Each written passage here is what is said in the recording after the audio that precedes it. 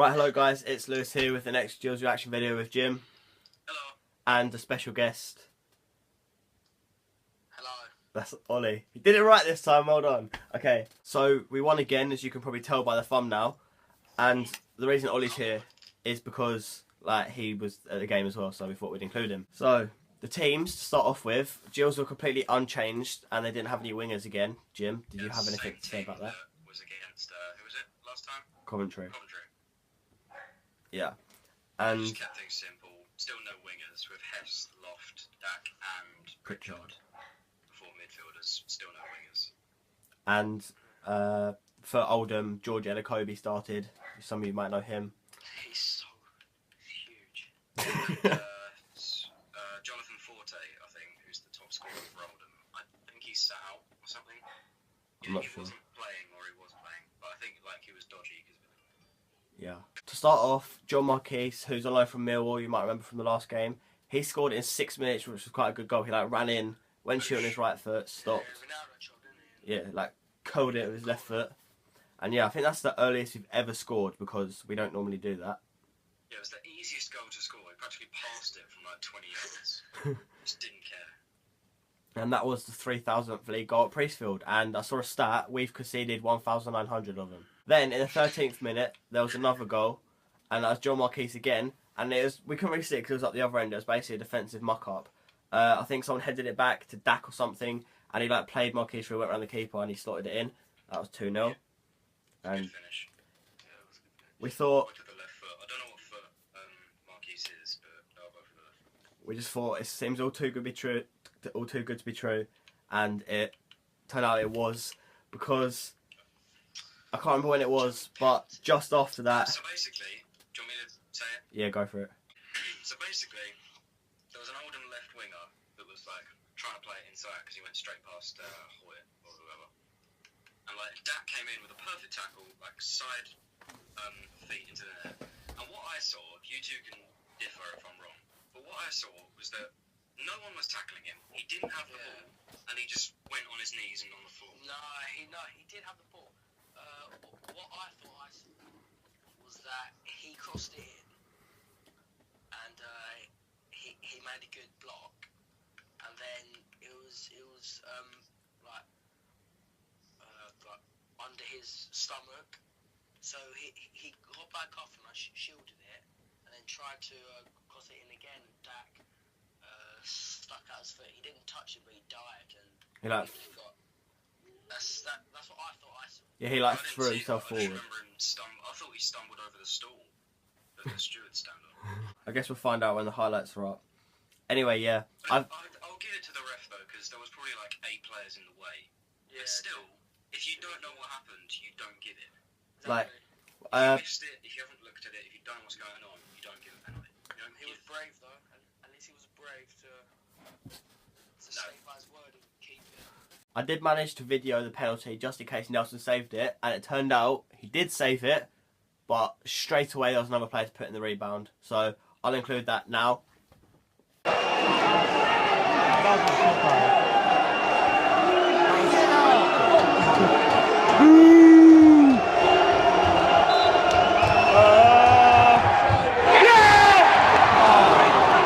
It's a shit penalty that was. Yeah. It was, Ollie said it was the worst penalty. That would have been so amazing. The confidence would have gone straight up. It would have been brilliant. Yeah, pretty much. And they had to score a cheap tap in. And then, okay, this was probably before 20 minutes. And then it got to about the 20th minute. And, just passing it around the back. Someone passes to Nelson. Nelson takes a really heavy touch. Now, this was either a very massive muck-up or a very bad refereeing decision. Okay, Nelson took a heavy touch and he got tackled. And as he went around the place to try and get the ball, he sort of got taken out, tried to jump on the ball. I'm not sure what he did. But a lot of people were appealing for the foul, and literally, the Oldham player just put it in. Yeah, just passed it in the net. So yeah, that was I think basically, he took the heavy touch, so then the ball was no one's. And they both chased the ball, and they both went for it. And I think there was a foot stuck out by the Oldham striker. Yeah, there definitely was. Or just a foul. It's not a card worthy, but it was a foul. If that Oldham striker didn't put the foot out, then the keeper would have done that. towards the end of the half, it seemed as if it was up the other end again, but it seemed as if someone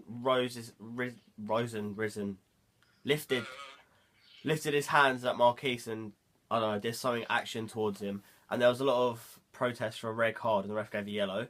At some point in the half, Pritchard was fouled and the fan picks up the ball and launches it at him. And he got escorted out. Yeah, I think, it went out for like a throw-in. I didn't really see that. Crowd, and then like, yeah, the Oldham fans were just really angry. So one of them just picked up the ball because they got the ball because it was cleared out and just logged it at Pritchard. Oh, was he the one that got taken away? Yeah. I think so. Yeah.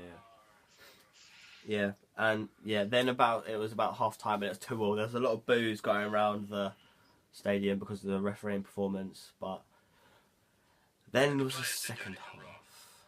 Exactly the referee that we were booing. So the second half was very dirty and physical, and there were a lot of yellow cards. Like, I can't think of one.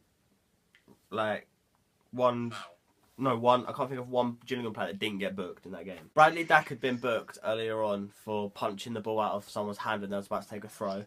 And obviously the Oldham players knew this, and Dack stuck his foot out to get the ball, and the Oldham player pretended he was kicked and went down on the floor screaming. And everyone shouted abusing him.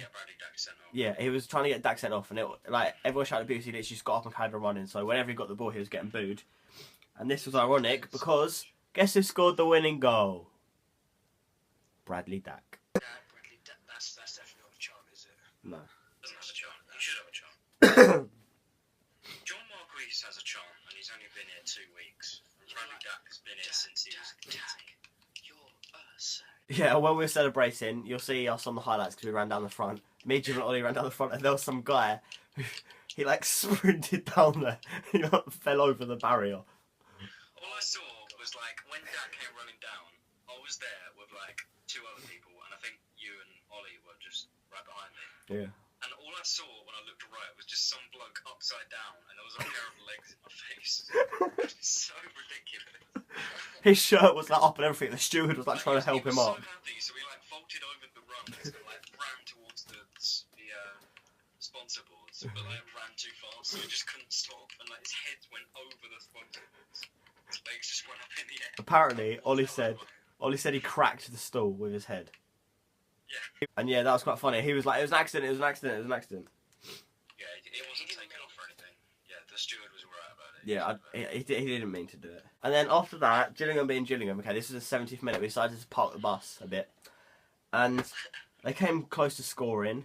They skied a few shots, but John Marquis had to header it off the line. Also, when Ollie was getting food, and me and Jim saw it, Jim didn't think it was, but from what it looked like to me, the ball was booted up to Cody McDonald, and George Ello sort of moved out of the way to let it go to the keeper. McDonald ran onto it, and the keeper came out and punched it, and to me, it looked like he was outside the box when he did it.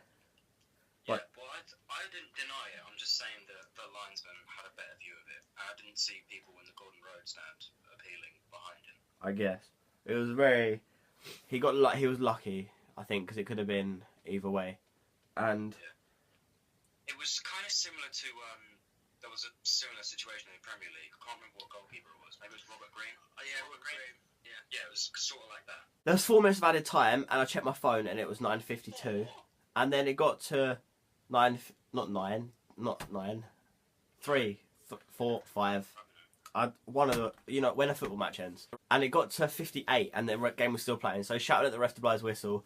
Eventually did, and we won. It sort of seemed as if the referee did everything in his power to stop us from winning. Yeah, but we managed it. Decision was against us. I mean, some were against Oldham, that were wrong. It wasn't just biased against us. It was just getting every decision wrong almost. Yeah, pretty much. Shocking. It was just something friend. No, that was a different one. It was Andy Warmer. Look at the squad size differences, yeah. Anyway, nevertheless we won, so we're up to 16th, I believe, in the league now. Hopefully... 6 points away from the playoffs. Yeah, hopefully, I say this every video, but the next home game's in 2 weeks, so hopefully, in theory, we should have a manager by the next video. No, I think it's good though, because with these 2 wins, I think it shows how well we can cope with the 4 coaches, as in. So now I think Scally can slow down a bit and make sure Yeah, we need to get the right appointment, but I think it will be the right appointment. Apparently, there was some guy called Shefki. Shifty cookie. Yeah, someone like that, who managed a team in Norway. He managed to get them up with his own money and get them into the Champions League. So if he's the manager, that'd be interesting, because he's only 38, which is very young for a manager. Yeah, that's the sort of person Scally's looking for at the moment. Someone who's... Yeah. So that basically summed up this game. The next game's against, I want to say, MK Dons. It's February, isn't it? 7th of February. Where MK Dons? Really high up. Third, I think. Yeah. Third? Yeah. Oh wow, so they're quite good. Right. So yeah, it's not likely that Ollie will be with us for that game, but Jim will be with me. Hopefully we'll actually be at someone's house.